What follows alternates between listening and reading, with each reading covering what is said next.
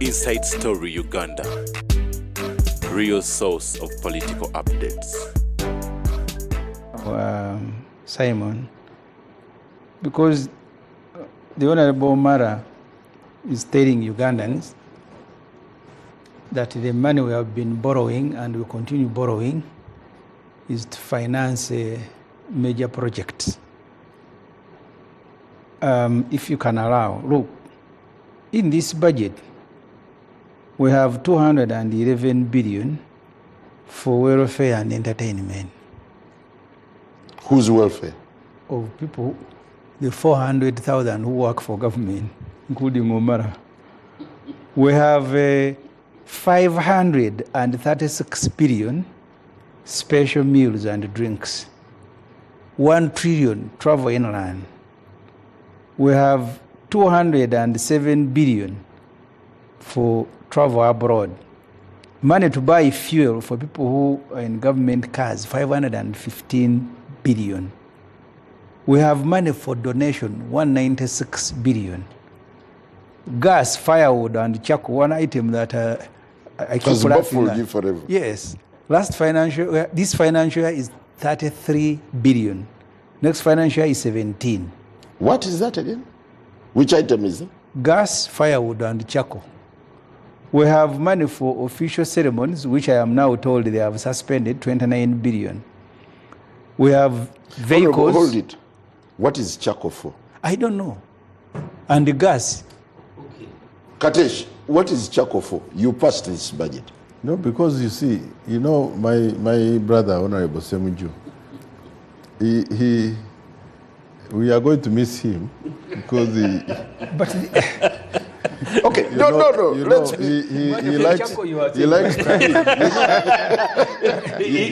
He's actually very cantankerous. Yeah, he likes to pick things. You know, you have institutions, educational institutions that get a budget from government. So what Ssemujju does... Like which institution? Just give me some one. of the universities and schools. You don't have so schools. what Ssemujju You don't have does, schools in the budget. What you don't. No, you have got money that goes to the local governments that goes directly into the schools.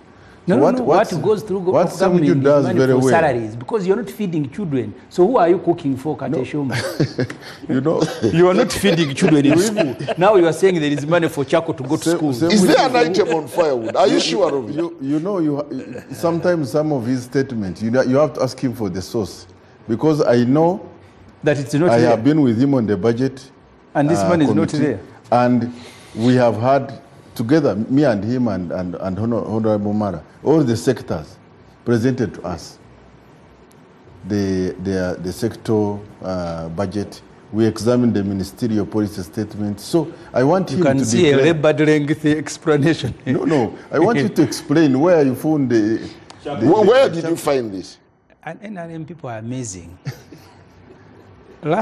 This budget of this financial year, I told them we had money for Congo. The vice chairperson, Congo, the vice chairperson of the committee on budget who was presenting, he said it is not there.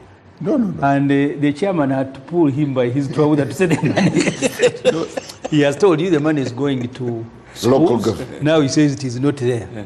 Please, that money is there. If you want, just go to the draft estimate, that huge book. It has aggregated items at the end. This is where these items are. They are not from my head. You have money for... no, but Katesh was very pivotal in... He is. But like Katesh, you never saw any item to do with firewood. For me, I've told you, you know, Ssemujju, he has developed the art of... art? He has developed the art so of... I include the items in the budget that are not there. He has developed the art of picking out issues, and sometimes, and I want to challenge him to point, because the same draft estimates he's talking about is what we look at. First he has told you the money goes to school. No, I have told you. And I have told you they are not feeding children. Now he has retweeted, he says the item is not there. No. And now he's blaming you for your art. Ask Omar if he has, because they gave us both soft copy and hard copies. At the end of volume 1 that has the central government, there are about 4 pages of aggregated items. For you, if you want to look, and you see, he sits on the budget committee. Our work is even to look at procurement plans. So we must know who is buying how much firewood for what. And he's admitting, here him, you never looked at it. No. We have vehicles for the new MPs, 166 billion. We have... How much is given to each vehicle? 350, it's a contribution, 315 million. We have money for furniture, which is 84 billion. Workshops and seminars, 337. The total of this, I don't have to exhaust the list, is 8 trillion. So I was only responding to... So it's 8 for consumption? We borrow for consumption. If you read the 4th National Development Plan, National Planning Authority is complaining, but being a government institution politely, that the targets most likely will not be made. And what do they say? The cost of public administration is gone high. In fact, they put it at about 70%. And then they tell you that apart from this, the debt itself, that the amount of money, and the Honorable Kateshumba and Omara know, that when we are dealing with the budget, the target the government set in the National Development Plan, which is an extract from the Uganda's Vision 2040, they say they will want a budget of 100 trillion the first financial year, and that's how you'll be able to grow the economy. But the money is not there. But even what they claim there, 84 trillion, almost all the budgets, they will give you a bigger figure, but the money realized from borrowing and tax correction will always be raised by more than 10 trillion. Okay, I want us now to correlate. Yes, I want to go to the question you asked, but I thought you don't want the public misled by Omara, who says we borrow for roads, we borrow for energy. These fellows are borrowing for charcoal. They are borrowing for entertainment. You have 100. Which loan has been presented in Parliament? You can quote all the loans. You've been in Parliament longer than us. So you have forgotten that we have ever borrowed the 8 trillion for paying salaries. Tell us which when loan. we are borrowing from Amarogo in Kenya, what was that money for? No, didn't we broke it? No, we just broke the source, yes. But you went and borrowed. No, the money we picked there from is no commercial loan. banks. As far as I've here. been in Parliament, I have not seen any loan brought in Parliament and passed for consumption. So where is the money for firewood coming from? Ask him.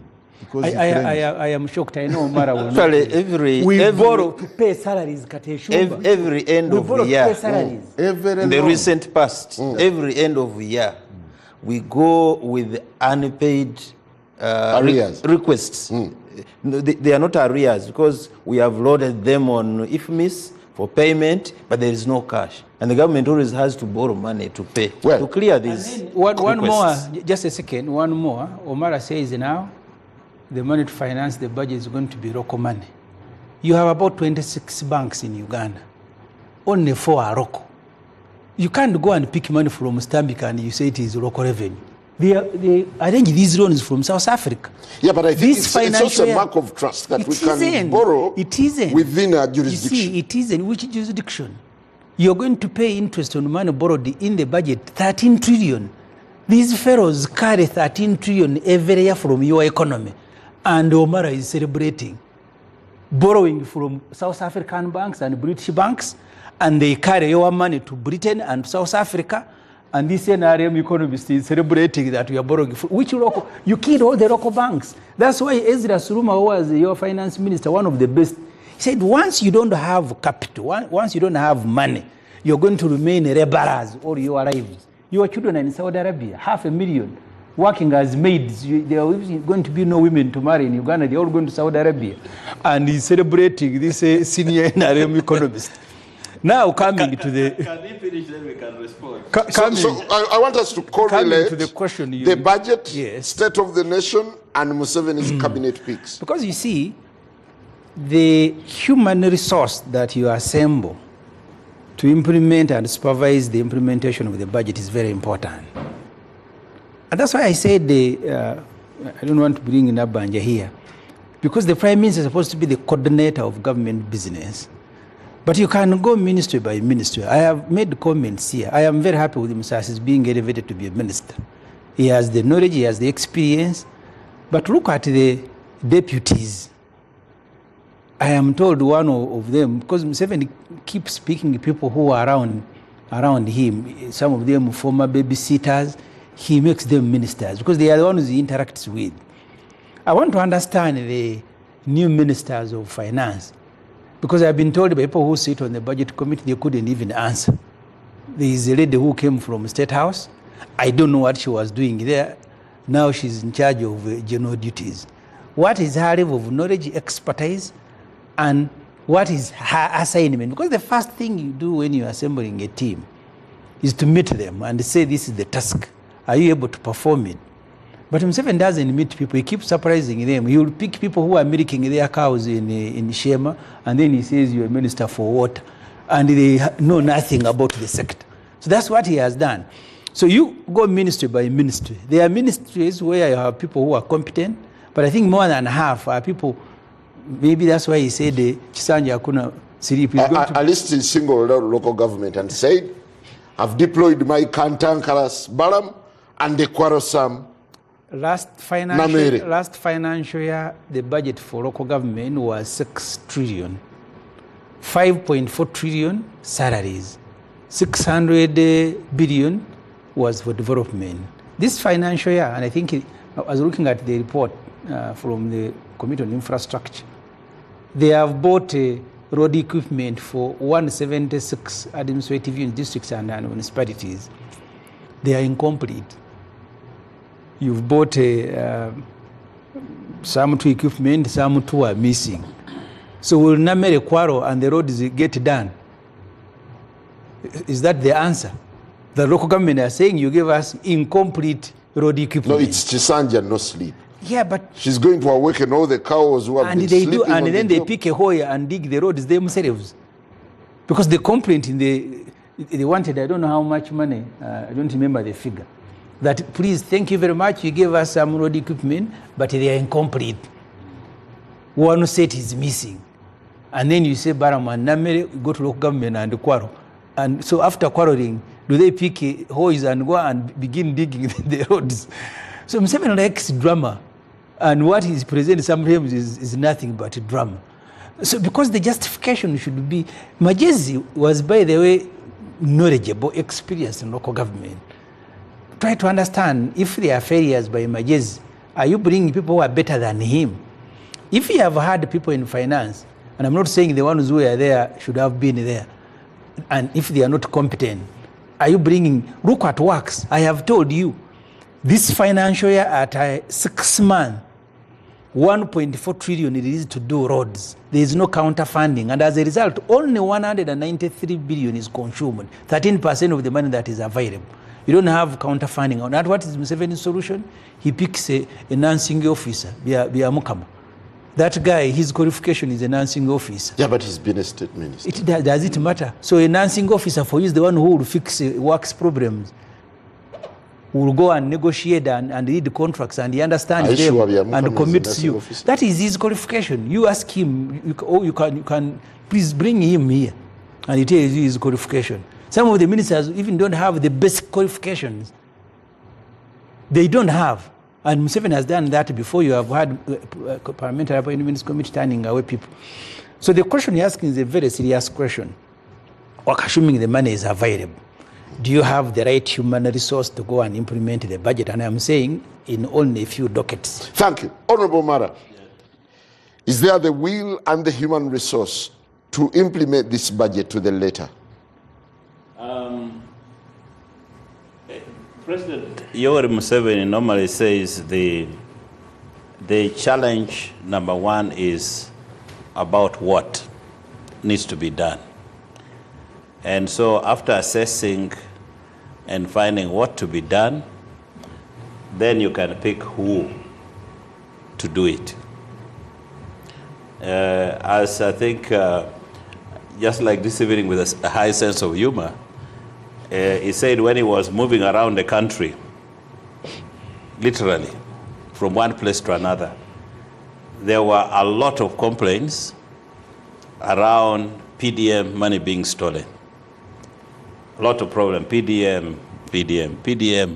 So many unanswered questions. So maybe that might have formed his decision to say maybe Honorable Magezi, and he would call him, said he would call him on phone and said, what about this? Have you resolved this? So he said, I have finally found The Kantankarasi Balam. no, a Kantankaras guy and a Korosa woman too, and let them go and quarrel there. So he has found what the problem is. Don't you find this casual, rather casual?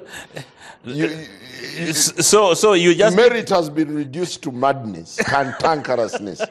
No, I think, as I said, that was he said it with a great sense of humor. So he finds out what the problem is, ministry by ministry, and he selects the most suitable people to go and do the job.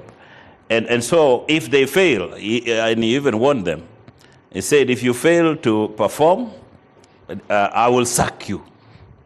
That is his message to the ministers. So whoever is appointed to lead, to be part of a ministry, a team, then I think the first gun has been shot. The bullet has been fired. That it is Kisanja, no rest.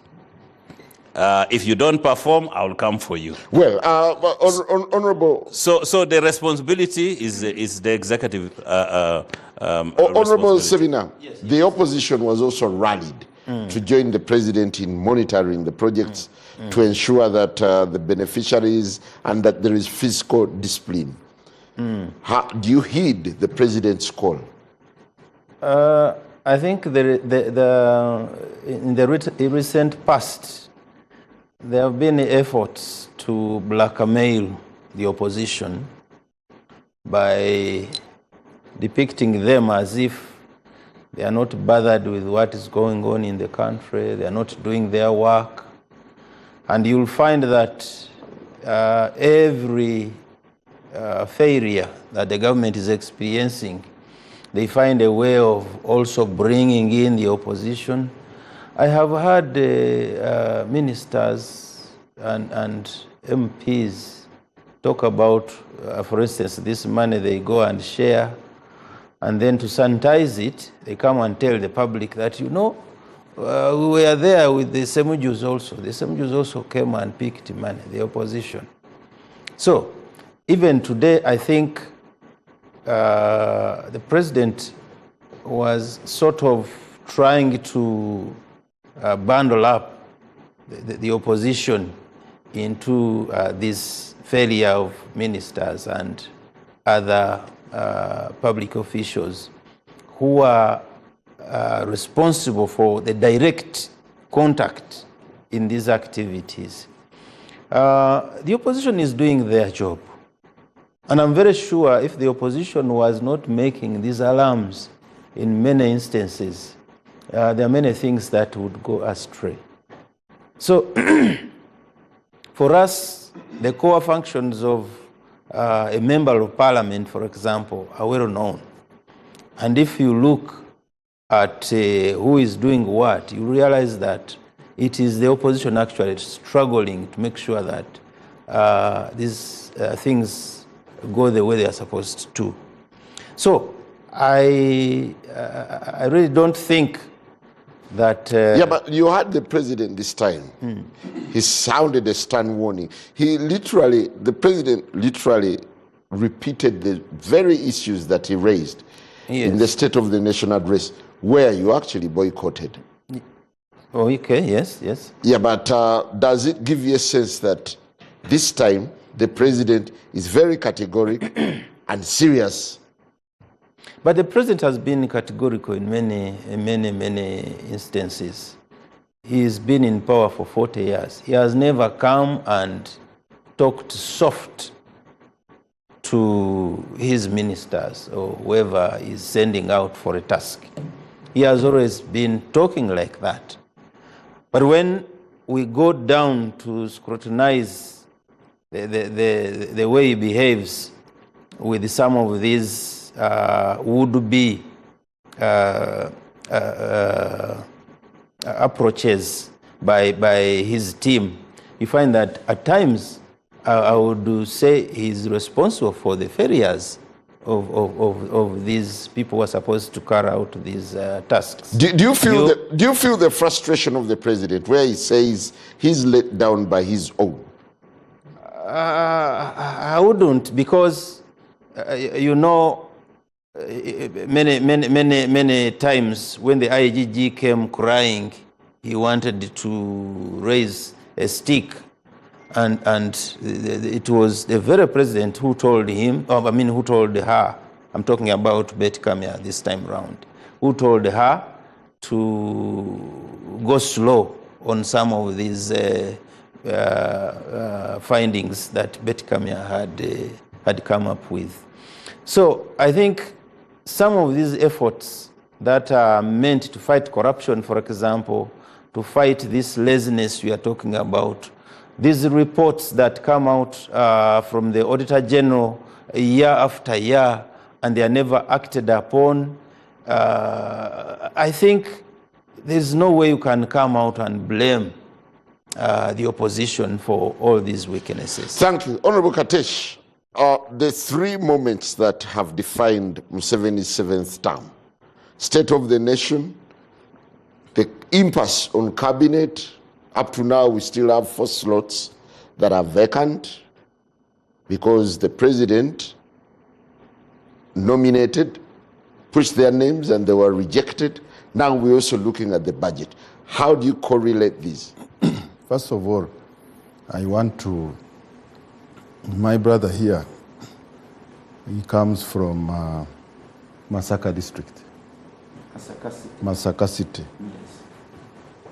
He's been elected as a member of parliament on NUP ticket, but the moment you take the oath and enter parliament, you carry the responsibility to your people. Masaka district, it is vote 888. I don't know whether you have actually taken responsibility to look at the amount of money that has been appropriated for the city under that vote and the district, and actually gone deep to see within that budget how much money is going for roads, how many schools are going to be touched, how much money is going into inland travel.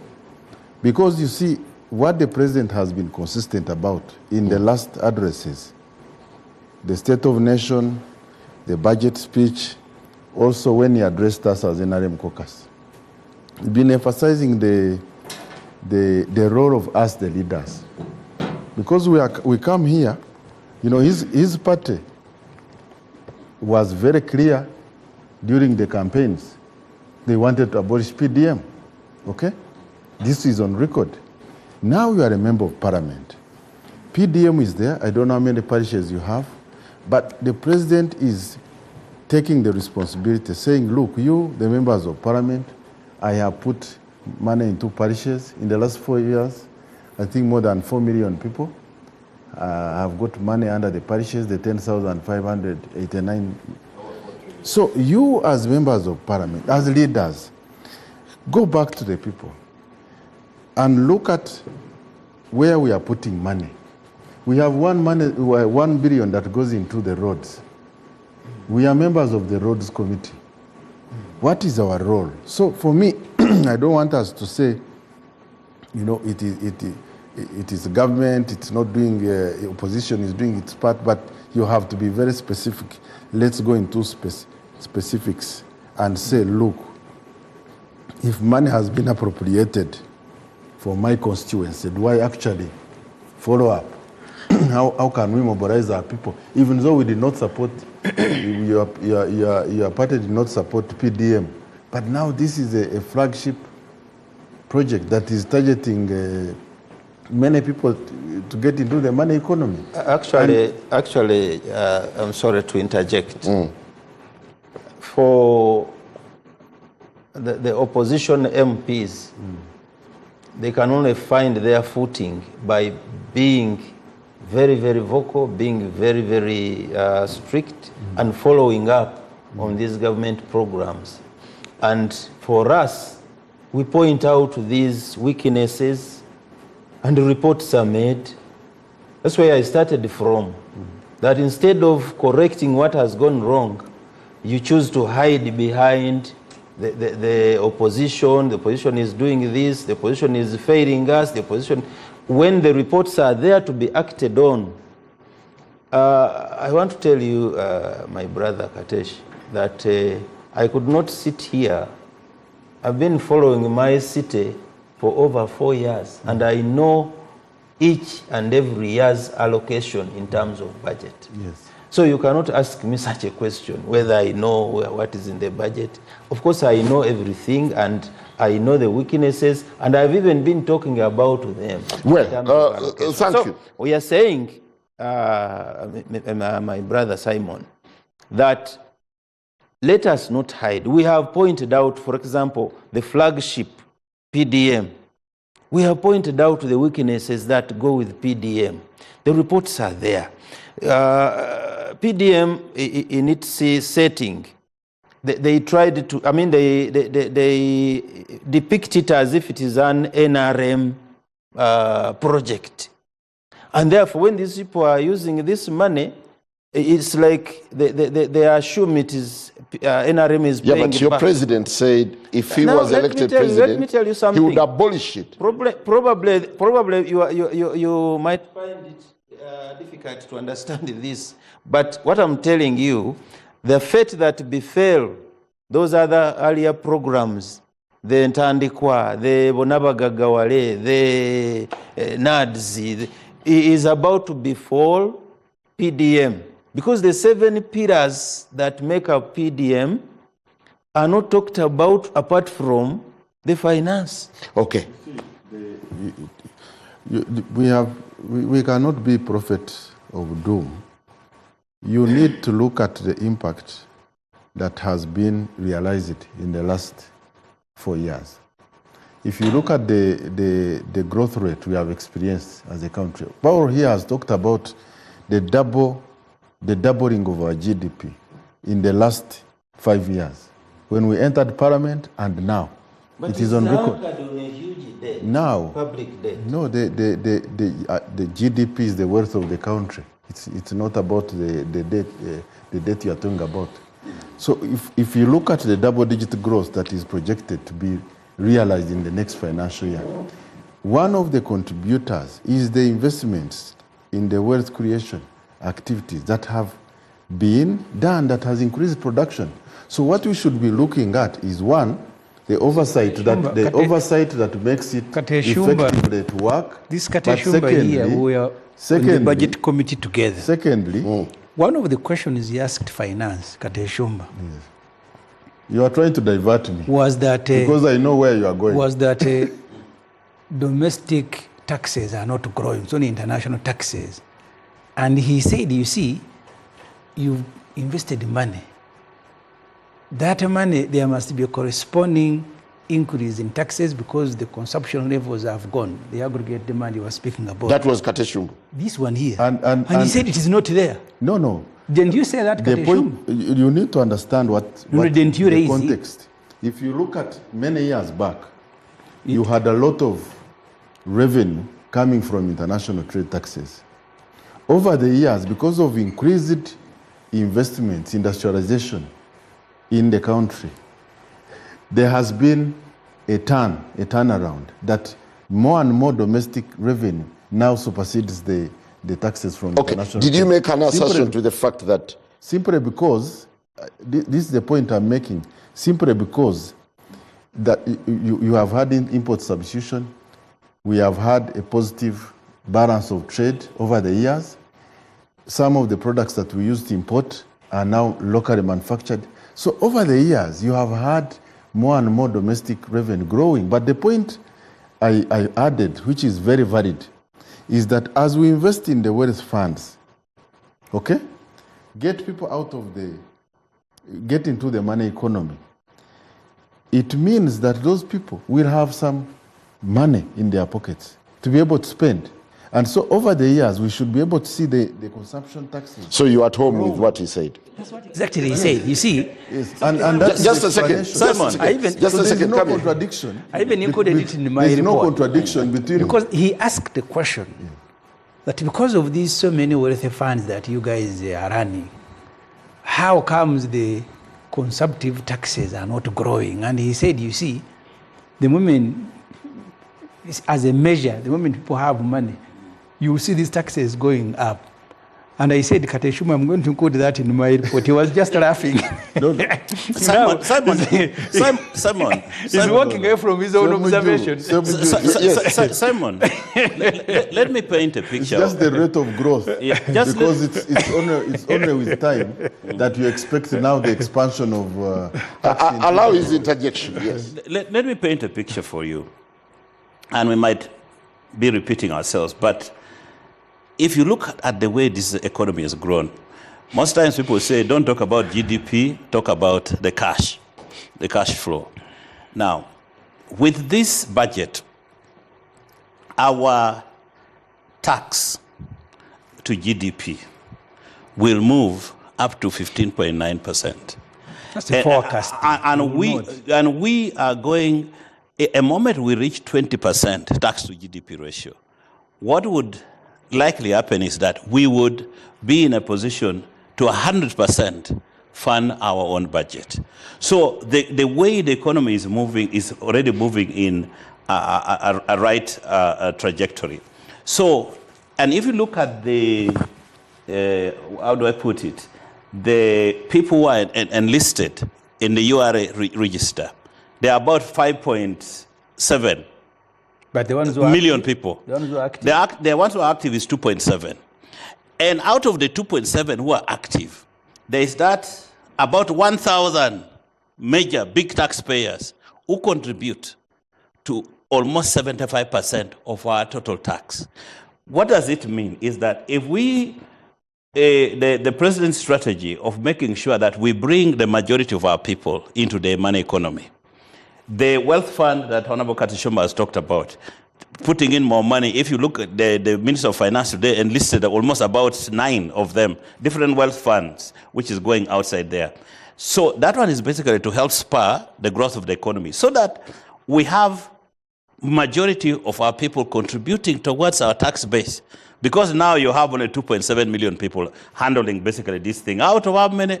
We're almost 48 million. Honorable Katesh, Yes. you're concluding your point.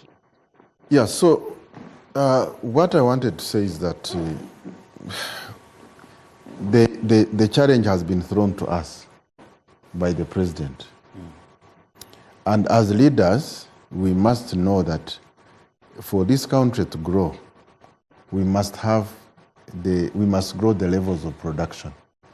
You cannot have majority of the people not be carrying the burden of everybody. My friend here has said that the what befell the other schemes is about 4 PDM. I do not think that there is a program that has been designed in the past as more perhaps effective and more in touch with the population than as PDM, because this one is going directly to the parish. So for me, even if the success rate of PDM is progressively low, but it is creating a culture of production that even if for example, you look at the 4.4 trillion that has gone into the PDM over the year, even if you add the rate of growth of, say, 10%, if it was capital invested, you would still have gotten some... Yeah, but one of the biggest impediments to realizing the targets has always been fiscal discipline. When you listen to the president and look at what is on the ground, do you get a sense that this time there will be a bit of discipline working within the limits, the boundaries of the budget, or it is business as usual? The truth of the matter is that we've all talked about the issue of fiscal discipline, but also beyond that, being able to do oversight. Because one, we need to look at these projects. And for me, strengthening the committees of parliament to be able to do oversight is very, very, very essential. Yesterday we passed a law. The National Economic Committee must be able to monitor the implementation of this loan. We must be able to look at the Ministry of Agriculture and Water and say, if we have invested money, for me, what disturbs us over the years is the issues of commitment. Yeah, but I think it's also self-defeating to say the National Economy Committee passed a loan. It is not there. They don't have a committee on national economy. No, I have said. No, Parliament. They don't have a committee. Yes, the Parliament followed the rules. Honorable Ssemujju knows to pass it, whether by consensus we agree or not. But ultimately, when the Committee of National Economy is formed, together with the sector committees of water and environment, You already passing loans. they should be able to look at this. Unprocessed loans. Honorable Katesh, At this you manifold- are already passing loans Unprocessed. before you constitute committees. You know, I thought that NBS was covering the proceedings of Parliament yesterday. Yeah, but because I'm surprised. You are on NBS. Intimidating you now. I'm surprised that you actually don't know. You are on NBS. So, my point is Yes. that let's look at the substance. No, yes. There are irrigation schemes that have been promised to be done. And so the question should be, can we effectively ensure that if we have borrowed money to put up irrigation schemes, they are done on time, and we are not paying for commitment fees because of our inefficiency? How was yesterday's loan passed? I have said that I saw NBS journalists covering the Yes. event. So I am surprised that Simon Kagwanjara, you are asking how it was passed. Yes, because there was a- procedurally. How is a loan passed? was a For rule- the benefit of our The viewers. Speaker of Parliament evoked a rule, if I don't recall, Rule 8, because of the circumstances. What I heard from the motion of the minister is that they had limitations in terms of the time within which they needed to take on this loan, beyond which the cost was going to be. Is that regular? The So- offer had a deadline of 13th of this month. Beyond that, we were going to have, it was going to be extremely expensive. And this loan is it's the second phase of what has been done before. So for me, Do you find this regular? But for us, we don't believe it. I want to set this. So no, you'll have your time. I need to conclude my point. No. This is very important. I think it can also swing our debate. Yeah. Parliament Yes. is the first culprit of fiscal indiscipline. No. What do you mean? This loan is part of the budget program for this financial year, 2025-2026. And therefore, it needed to be approved. This offer was received some time back, but the Minister of Finance said due to circumstances beyond his control, he could not present it.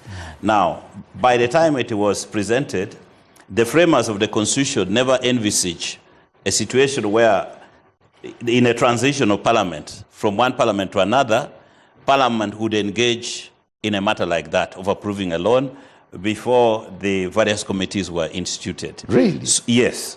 So the Speaker said, in that kind of circumstance, there is a provision under the parliamentary rules of procedure, which gives the Speaker to make a ruling to guide the House.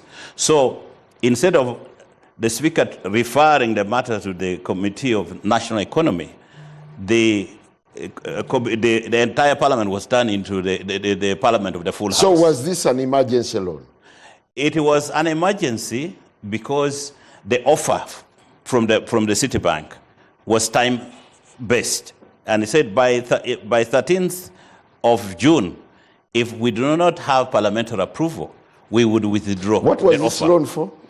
For irrigation. For irrigation, phase 2 of irrigation, attack to coffee production. across the Honorable country. Ssemujju, do you find this regular or irregular?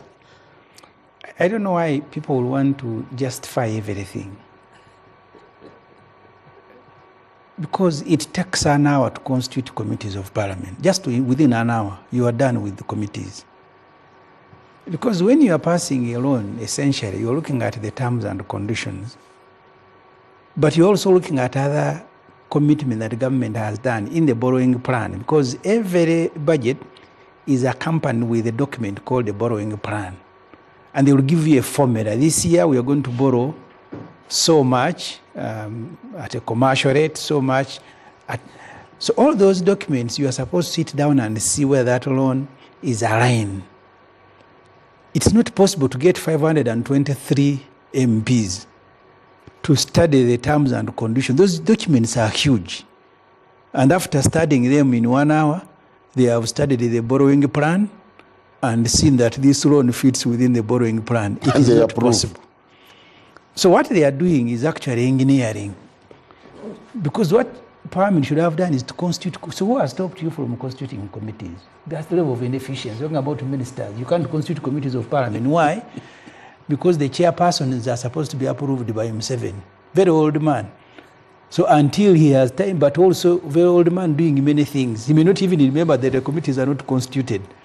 At his next convenient time is when he will convene the sake of NRM to constitute committees. So they are now working without committees. But the trouble, and Kateshuma spoke about it, the commitment fees. We have borrowed money. I think I haven't looked at the latest figure. You have about either 12 or 14 trillion that you have borrowed, but you are not utilizing. And when you're not utilizing a loan, you are charged commitment fees by the lenders. Even the ones that we have borrowed. Recently, Finance did a study of 50 projects and externally funded projects. There is a report from Finance. 46 of those projects have either delayed or stalled, including money, about $300 million we borrowed it to do the Ginger Expressway from African Development Bank. We borrowed the money, we are not utilizing. Why? Government doesn't have counter funding. The same applies with standard gauge rail and everything. Ordinarily, the Parliament should be bothered. And Msemen likes embarrassing Parliament. That's why the committee will vet ministers and he doesn't swear them in. He says he's still investigating. But you MPs, you have finished passing them. He makes you look shabby. We have passed loans and then he writes and he says, who passed these loans? I am stopping all of them. And Kateshuma is telling you, and Omara, you know, because we were time bad. That when they came for money for Ruboa, same story. We are time bad. See, Ruboa, which was supposed to be completed in 48 months, it is now 10 years, and they are saying we are about to complete. So the NRM MPs think that they have a duty to defend everything, including things that are foolish, that nobody will defend. Well, Honorable Katesh, that you can't constitute committees, and therefore you are passing loans. Does the president have, and you said he's okay, a formidable team to roll this budget through, and his ambitions as highlighted in the State of the Nation? You have to understand that government is a system. The whole ecosystem of government starts from the technical, constitutes the technical and the political wing.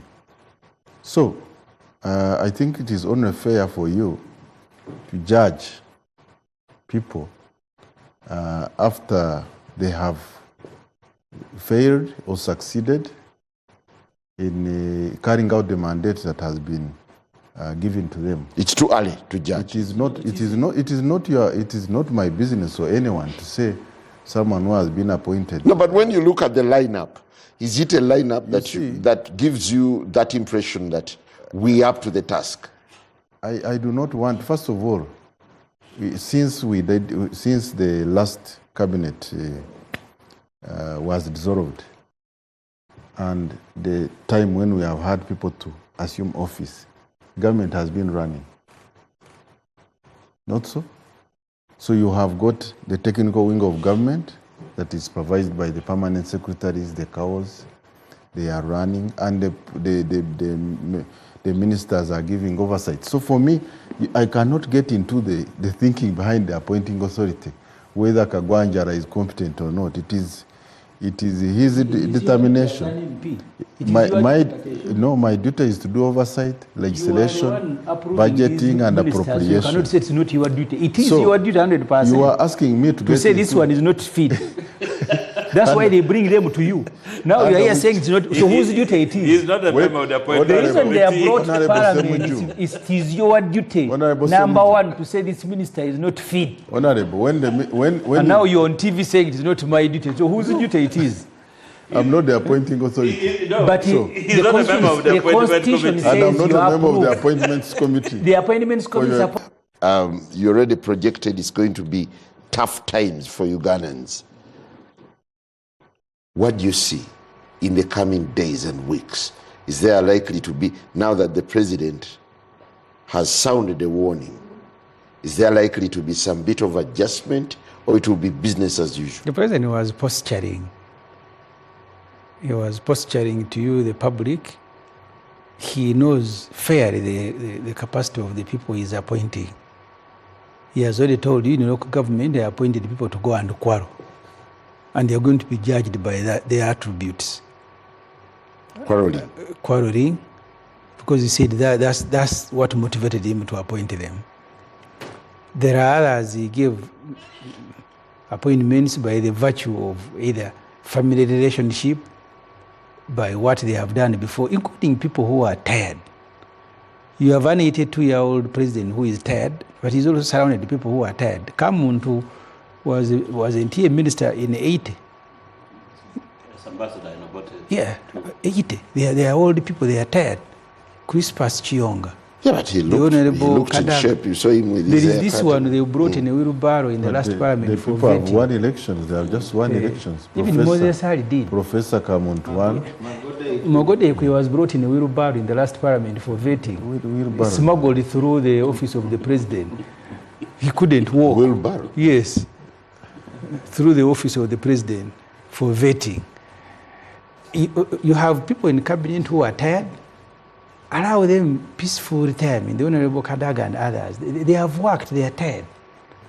And then you have others who need a lot of orientation even to understand what it means to be a minister. They are first overwhelmed by the appointment. They haven't recovered. And then you need to take them through training for them to understand what a minister does. I told the people there are basic things that for me I will do if I'm going to appoint people in Uganda as ministers. We have the National Development Plan 4. I'll make sure that I distribute copies to people I'm going to appoint. And then I'll have a meeting with each. You have read? Yes. What is our target? But you give people ministries, they don't know the target of the ministry, they don't know the target of government. And then you are saying, if you are lazy, I'm going to sack you. Lazy over what? In the last development plan, which was Development Plan 3, government had set out to create near 1,890,000 jobs every year. They claim to have created 300,000. So most of the targets are not made. But people are celebrating. I am told when they are meeting him, they told him, Museveni, we all need to be reappointed because we have contributed to growing Uganda into the lower middle income status. Because they never had targets. You judge people by the targets. If you set targets, then you'll know so and so has not. Just ask one single minister one of these days, what were the targets set for you before the swearing-in ceremony? None of them has a target. Well, Honorable Mara, what do you see in the days ahead? Is it gloom or? It's going to be very interesting. As you said, I think the ministers will undertake orientation. Currently, there are various ministers are handing overs and the new ones are entering in. The permanent secretaries are there. As Honorable Katishuma said, they are the technical people who run the ministries. They will have to orient the ministers to know the critical issues that are there. I think the president almost on 3 occasions have been talking tough about, to the political leaders and the ministers that this is Kisanja no sleep. Hopefully, he will be able to act if people don't perform. So I think the signal has gone throughout the country, and people are aware that corruption will be fought. I think from Kampala and also in the local governments. Thank you. And Honorable Namere is going for them, the local government officials. To quarrel? Not to quarrel, to cause some action there. And we wish her well. As Parliament, the Right Honorable Speaker, or both, has already said he's going to empower the committees of parliament so that they could function. And as committees of parliament, we are going to hold the ministers, the MDS accountable. Committees need to be empowered by the Speaker. Yes, in terms of how? resourcing. But the budget is already passed, not by the Speaker. The budget is passed, but that's how you people become subservient. So the Speaker, did he pass the budget?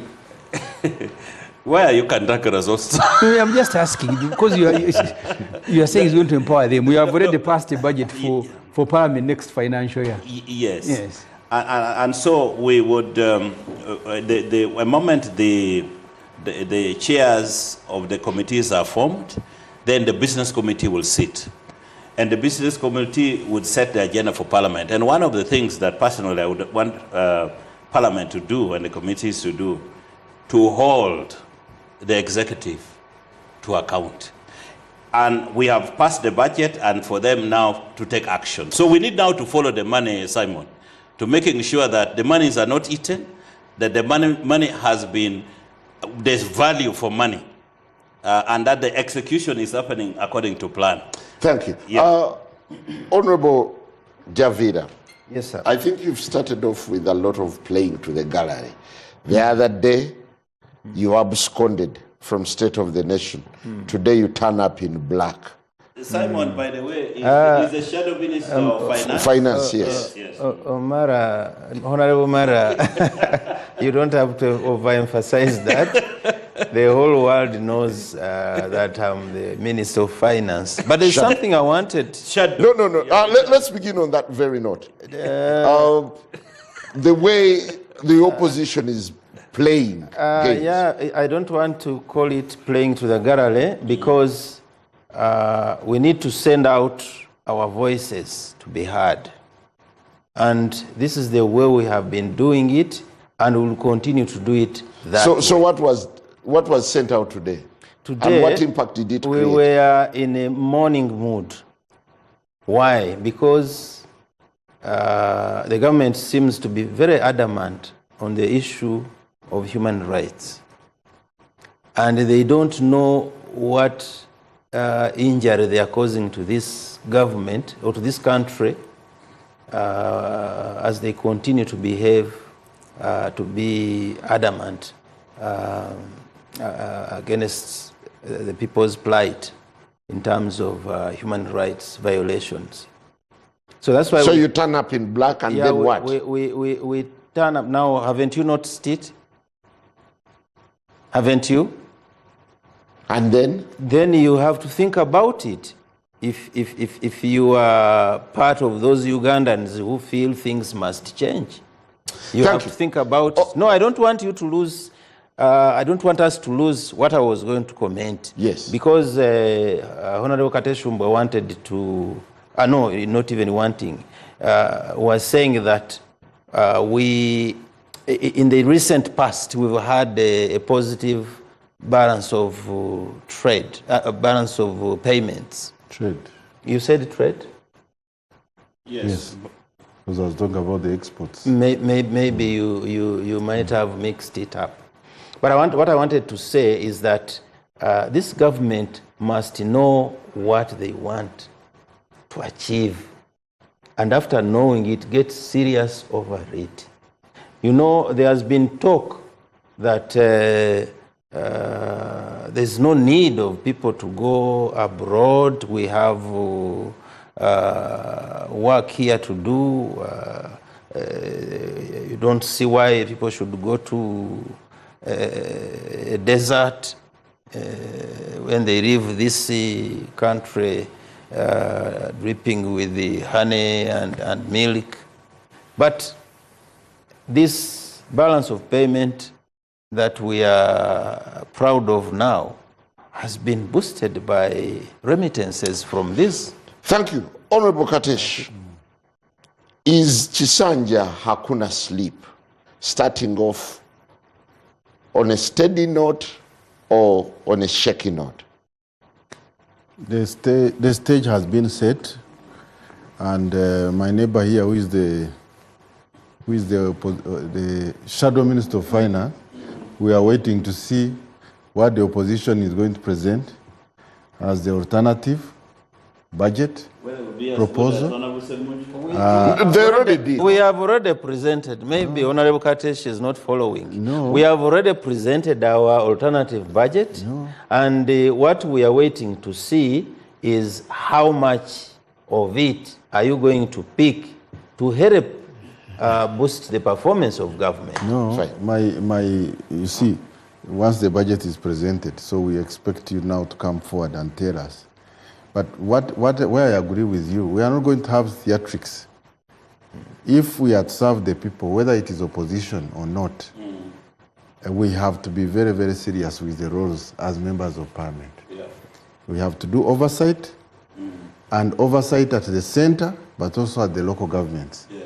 And empowering the committees of parliament, the commitment we have it from the leadership of the House. Yes. So I expect all of us to be able to, because if we sleep as members of parliament, then we cannot we expect our people to do what? Not sleep. So if it is Sanja Kuna sleep, we must go down on the ground, talk to our people, follow up the budgets,